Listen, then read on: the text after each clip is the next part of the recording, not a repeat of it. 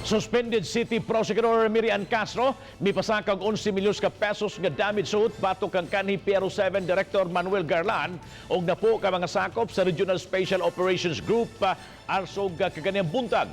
May kalambigitan kini sa giingong pagmaltrato kaniya sa dihang nagpakisusi siya sa pagsikop sa giyong live-in partner sa iyang banang nga si Greco Sanchez. Si Chona Carion sa report. Formal nang gipasakaan ni Suspended Prosecutor Mary Ann Castro og civil case si Chief Superintendent Manuel Gairlan, kanhi Regional Director sa Police Regional Office 7. Lakip sa gikasuhan sila si Superintendent Rex Derelo, ang hepe sa RSOG ug mga sakop niini nga sila si Senior Inspector Romeo Sententa Jr., Senior Inspector Ruel Borlat, SP1 Roy Carlo Veloso, PO3 Joseph Bugtay, PO2 Esmeraldo Quiliosa, PO3 Cesar Pandong, PO3 Albert Luardo, PO1 Christine Jean Kibod o PO1 Hyacinth Clavano. Si Castro nangayo og danyo sa 11 ka mga pulis, gumikan sa gingong illegal arrest and detention, public humiliation o physical injuries. Suma pa, igo ra siya untang nangutana sa pagkasikop ni Maricel Gregorin nunot sa kasong libel nga iyang gipasaka. Si Castro miadto sa buhatan sa arsog niadtong Marso 7 human masayri nga gidakop si Gregory ang live-in partner sa iyang bana nga si Greco Sanchez.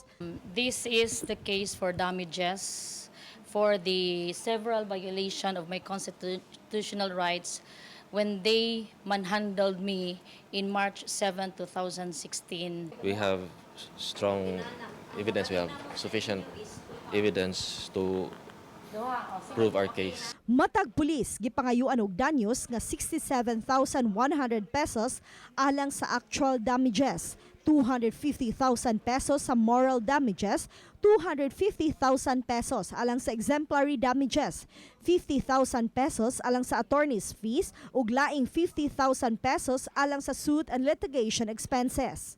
For each, there are 11 defendants actually, so more or less na 1 million. So they are making me richer.